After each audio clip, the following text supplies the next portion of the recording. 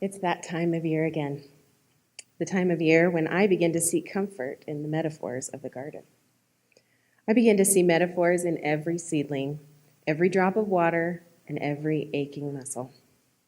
This time, I'm seeing myself in my plants, my tomatoes, to be specific. I am a stay-at-home mother to 3 young children.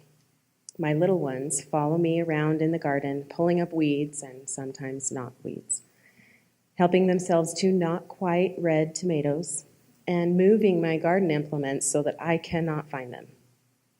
I sometimes feel that though I wanted these children and I continue to want them, I cannot get anything done with them, and I am inescapably bound to them. Recently, I was tying my tomatoes to their supports again and wondering if they too felt trapped or if they willingly accept their restraints. Perhaps I ought to learn from their example to accept limitations. I looked carefully at my tomatoes, all of which have tried with remarkable vigor to escape their cages. One in particular had fallen over sideways over and over again, and this time it had actually bent the tines of its cage. The poor thing was now struggling not so much to escape as to survive, and it would only produce half of its bounty if I did not reestablish its support. That tomato plant was me, wishing to escape my demanding but supportive, beautiful young family. Without some correction and a change of attitude, I might only be half as productive as I could potentially be.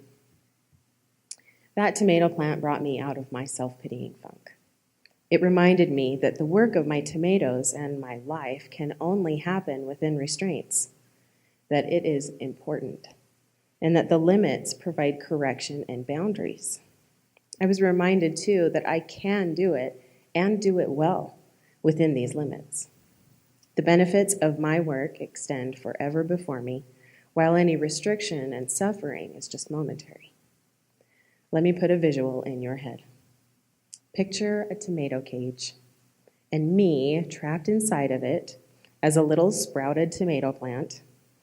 I have been banging my little leaved fists against it and crying out that I want to go out and play. But then a small voice whispers, "Look up."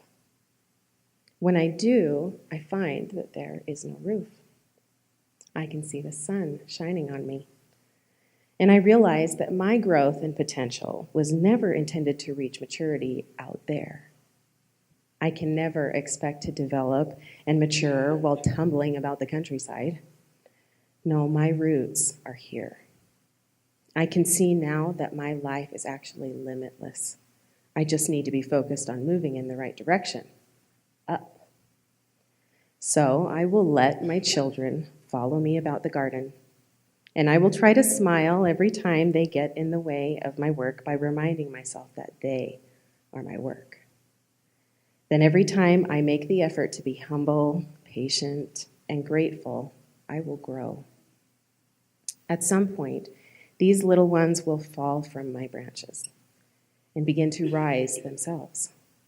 I hope that I will happily admit then that growth inside my limits wasn't easy, but that I needed them in order to grow up straight and true into the woman I want to become. So what comfort did my tomatoes bring me? They reminded me that someday I will be grown enough to see the forest of life all around me, and I'll be proud to be a part of something so miraculous. I should be grateful for all the restraints around me making it possible. Then I'll stand tall and enjoy watching my little seedlings sprout and life increase all around me. And do you know what I'll say to those seedlings when they begin to complain about their limits? Grow up.